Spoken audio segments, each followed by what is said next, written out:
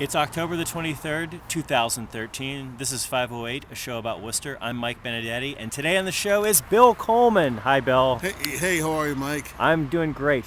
Bill is the last of our series of city council challengers who we are interviewing this year before the upcoming November election. Bill's running for city council and for the mayor of Worcester.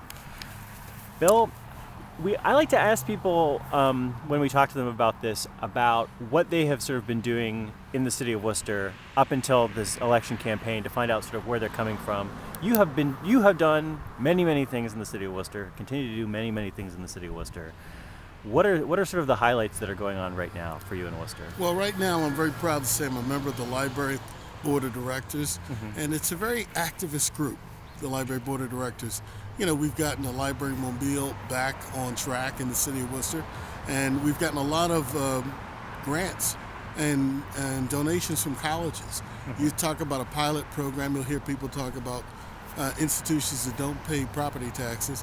They will do a payment in lieu of taxes type of thing. Well, the library's gotten almost $70 million endowed to it from long-term institutions in the city of Worcester. And being part of that board, we welcome that money and utilize that money to reach out to families and young people and to provide more services to the library. Most recently, we announced a new library logo. Invite people to go and visit the library and look at our new logo. It's challenging, but we had a celebration where we gave out free Sundays to everybody who came. It was opening on a Sunday. So now the library's going to be open until May, every Sunday, which is great. Oh, that's great. That's really good. And then we gave away great cake, ice cream cake, not ice cream cake, but cake. Yeah. And I got to say it, the community came forward on this because we had Shaw's and Stop and Shop and Price Chopper donate these huge sheet cakes. And we fed over 600 people waiting at the door to get in on a Sunday. So it was a wonderful opportunity.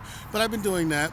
I served on the Commission for Elder Affairs for 10 years, and I was part of the team that helped build the Senior Center on Vernon Street. You know, we worked hard, and every single thing in that Senior Center had to be approved. Every brick, every chair, every location, and I served as part of the committee that looked at a lot of this stuff. But other than that, you know, I've taught at UMass Amherst for nearly 20 years and I've written scholarships for kids to go to college there, taught nutrition programs in high school. And every year, you know, well, a few years ago, I was sending 50 kids to summer camp. And I would talk to church-affiliated camps and say, can you take 2 kids here? And another camp, can you take 2? And they would. And we got kids off the street and away from their regular environment to see something different, to make friends, maybe to get a different perspective on what's happening outside the city of Worcester. And so, you know, yes, I've been a community activist, but I first started running for office in Worcester back in 1979.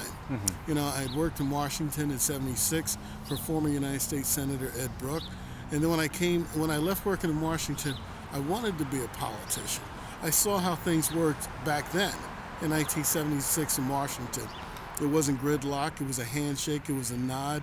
It was do something for my district, I'll do something for yours. We can collaborate and work together. Saw these things happening.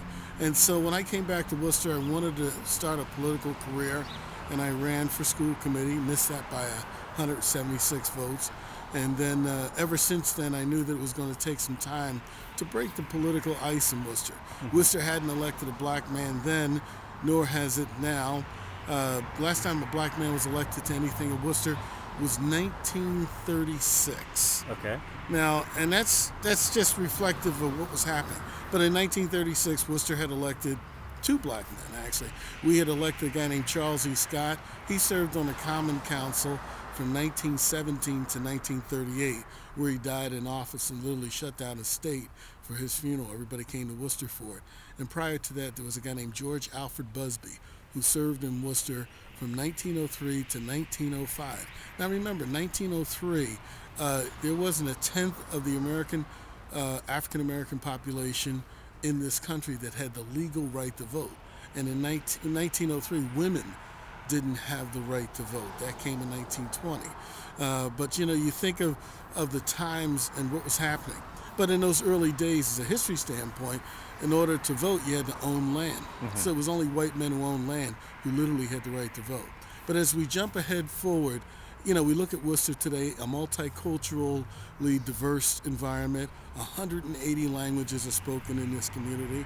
We're a city of 192,000, but yet every single day, almost 60,000 people pass through Worcester to work, to go to school, to just, travel along our highways and our roads, and they come into Worcester for commerce.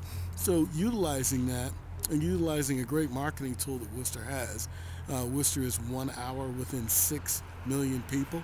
You think of Worcester's designation, here we are between Providence and Hartford and Springfield and Boston, Fitchburg, and even Albany, New York is only 2 hours away.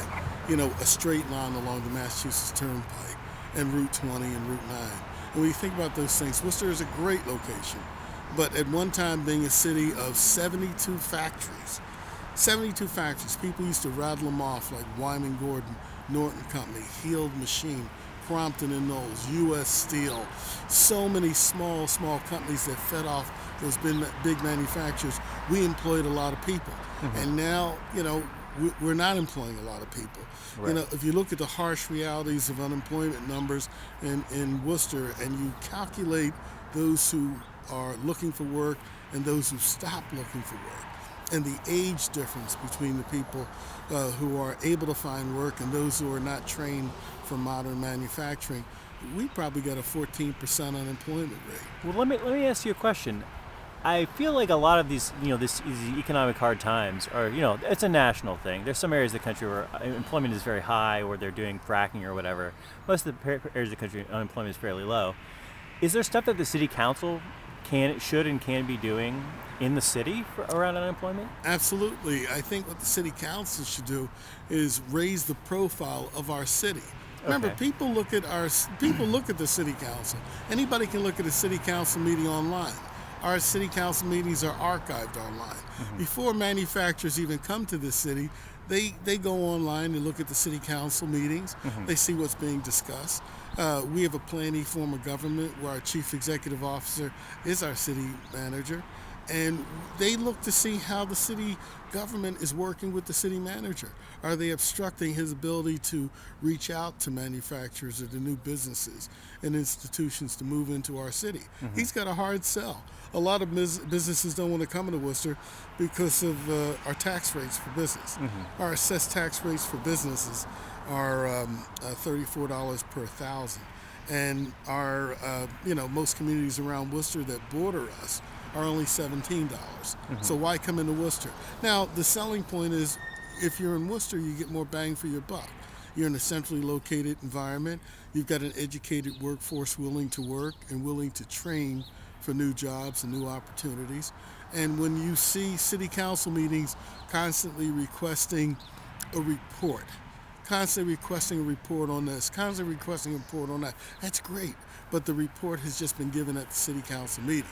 The manager and his administration has presented the challenges that are confronting neighborhoods and communities, and then the city council will hold up a vote for 2 or 3 weeks. Well, a lot of business people around the country, they will frown upon that. And they'll say, wait a minute, this is obstructionist government.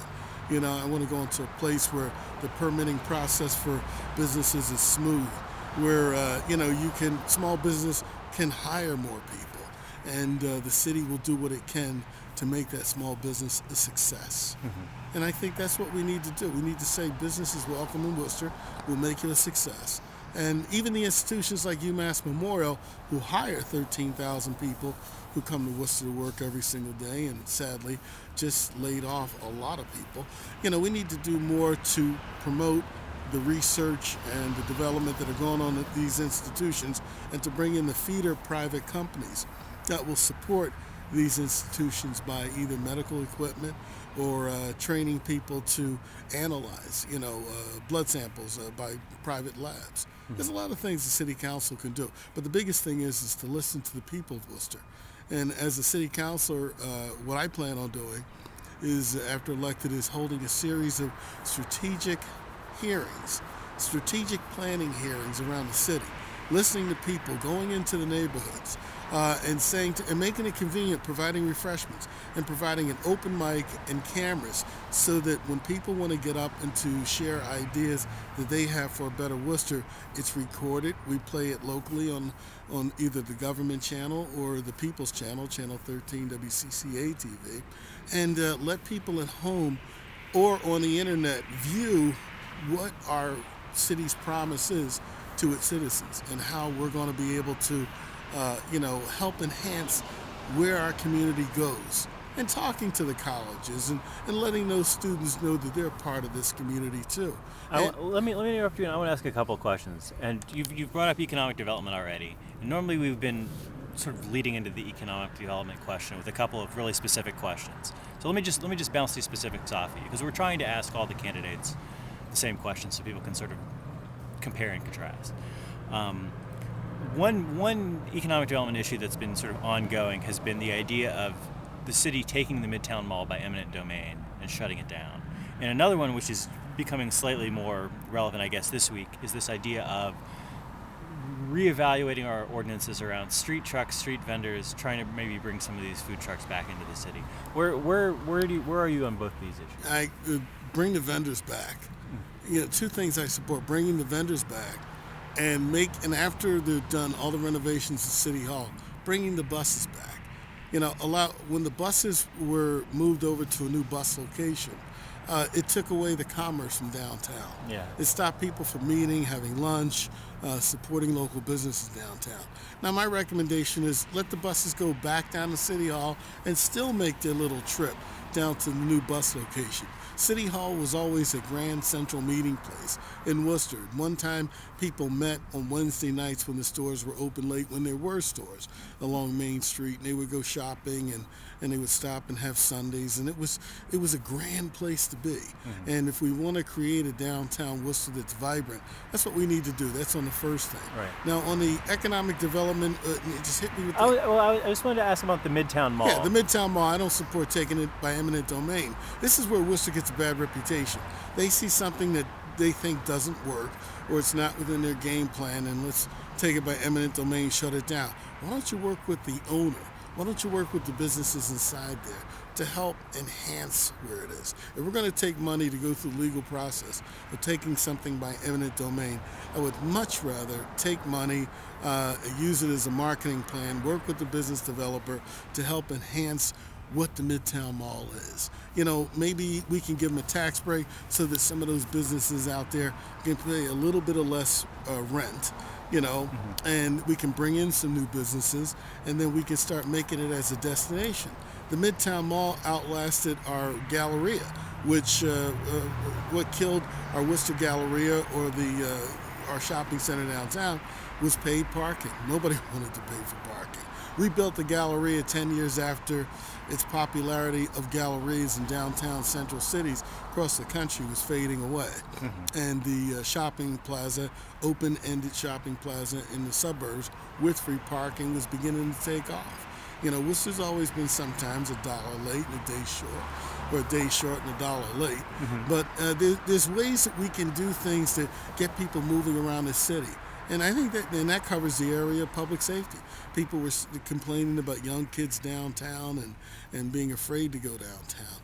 And when we added, community policing to downtown, just a mere presence that police were always walking around, that people felt that they felt comfortable, and giving some activities for the kids, to do rather than letting them sit idle. All some things. I want to ask you about the financial sustainability of the Worcester City government. We've had a couple of people on here who have said that a really important priority for them is trying to get the city budget straightened out, trying to deal with issues like unfunded pensions, liabilities, things like this. And then other people have been on here and been like, it's probably a concern, but it's not the top priority. We're not in a crisis situation. What do you think about our city government's fiscal health? Well, our fiscal health is in really good shape. We've got a AAA bond rating. We're in good shape. We fully funded our schools this year for the first time. And that's a good sign of a health in a community. And yes, I think we've got unfunded mandates coming in with our retirement, and things like this could have been planned on it years ago.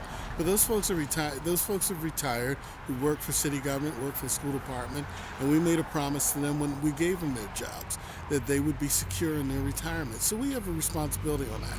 Now, thinking out of the box for some creative ways to help enhance our city and our city's budget is paramount. And that's working with our delegation of 5 state representatives and 2 state senators, along with our Congressman Jim McGovern, whose office right now, he's got 4 offices. His district is just quadrupled, and he's one of the most powerful congressmen in Washington.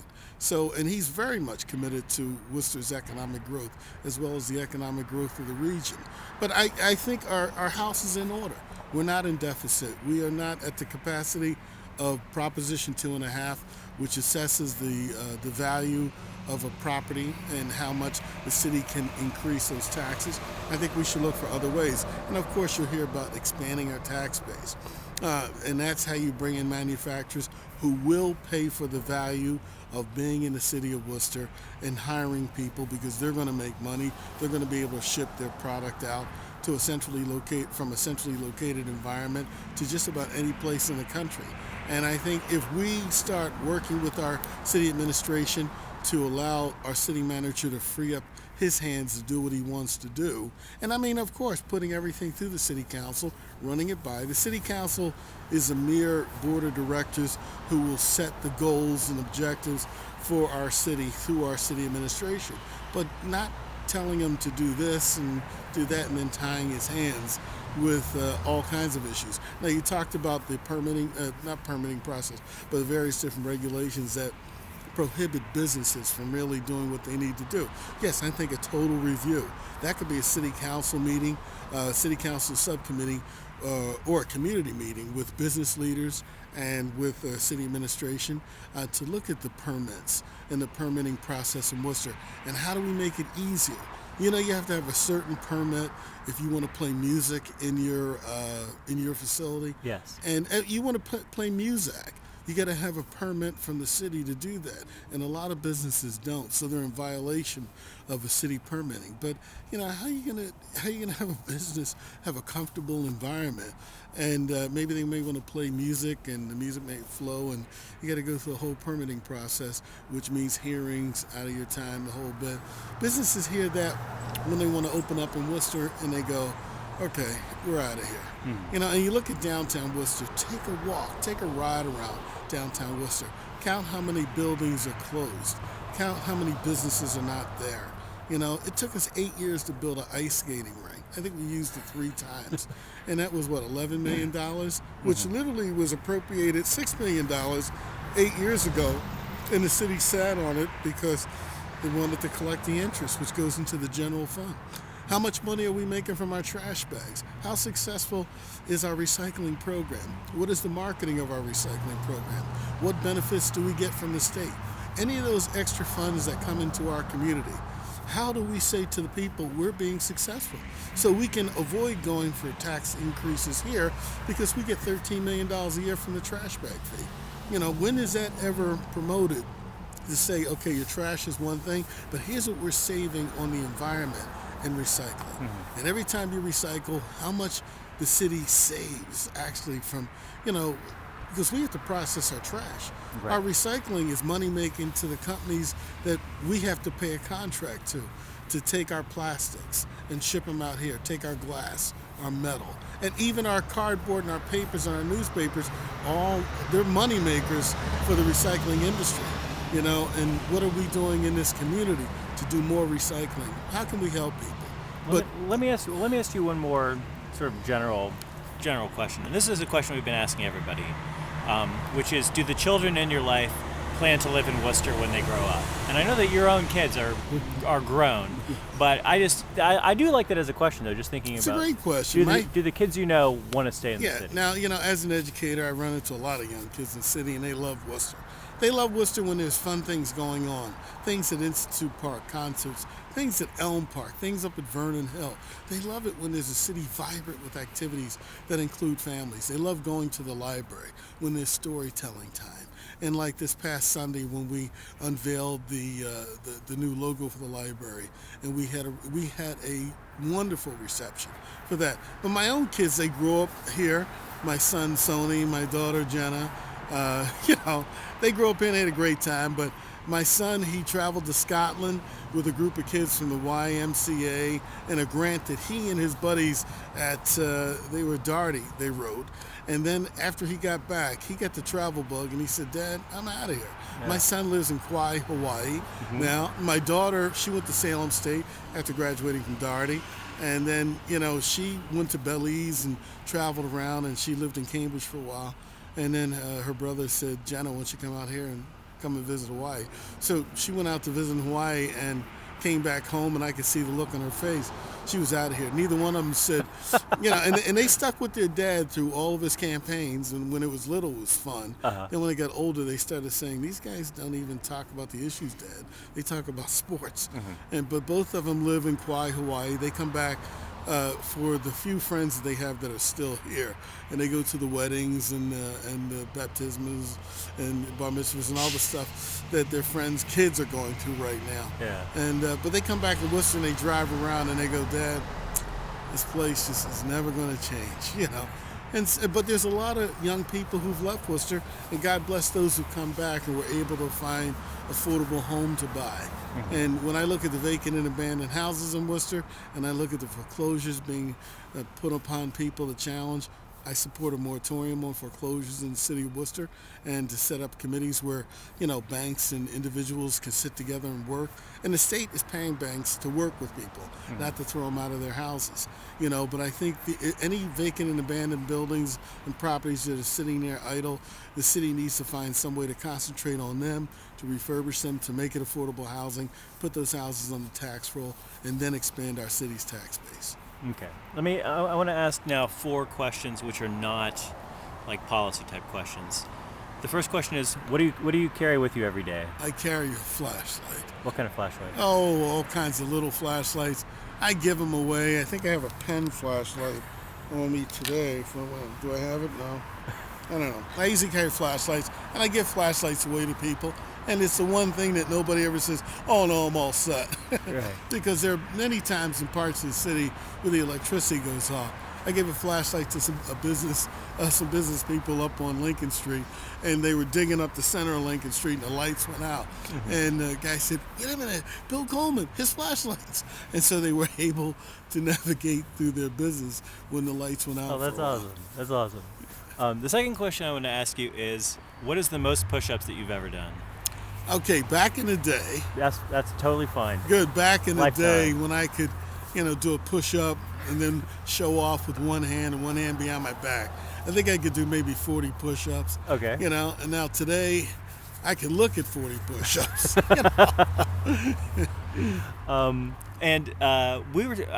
We've been asking some people who's your favorite character on The Wire. Many of the people, unfortunately, who are running for city council haven't seen The Wire. They don't have an answer. We were talking before the show. You said maybe I should ask you, who is your favorite regular guest on Ed Sullivan? Well, the Ed Sullivan Show. Now, those of you who remember Ed Sullivan or can look up the Ed Sullivan Show on Nickelodeon, the real troopers will remember there was a couple characters, but one was this guy, Popo Gigio. Popo Gigio was a little puppet that a guy ran by his hand. He always appeared at the end of the Ed Sullivan Show. And Popo was a mouse with big kind of Barack Obama ear type thing, way before almost Barack was born. But Popo Gigio is one of my favorite characters. And the other one was this guy who spun plates. He would have a whole table with these long sticks up, and he'd be shaking these plates, and he'd have to run from one side to the other. And it's almost been a metaphor for my life sometimes, when I've been working on one object and working on one program, and you got to keep spinning these plates. And then at the end, you'd have them all spinning at the same time. Ed Sullivan would come out, people would applaud, and then the plates would all fall. It was great, That's awesome. There's one, we have not been talking a lot about the horse race aspect of the city elections because other people cover that just fine, and I don't think it's that interesting.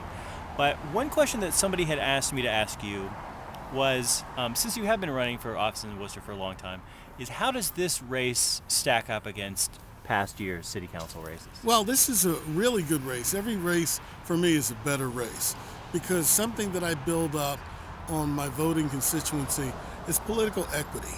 Now, there was one time in 1991 where we had 100 polling places. and I got 13,000 votes. You know, almost won a city council seat, but less than 400.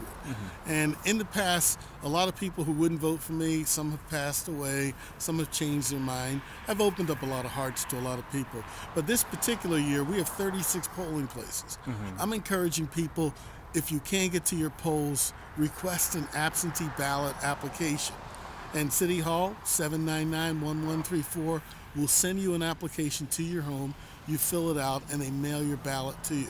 You don't have to leave your home, no lines, no waiting. An absentee ballot application, call the Election Commission office, 508-799-1134. But in the past couple of years, my votes have consistently stayed 6,000 or 7,000 votes. Now that's my base.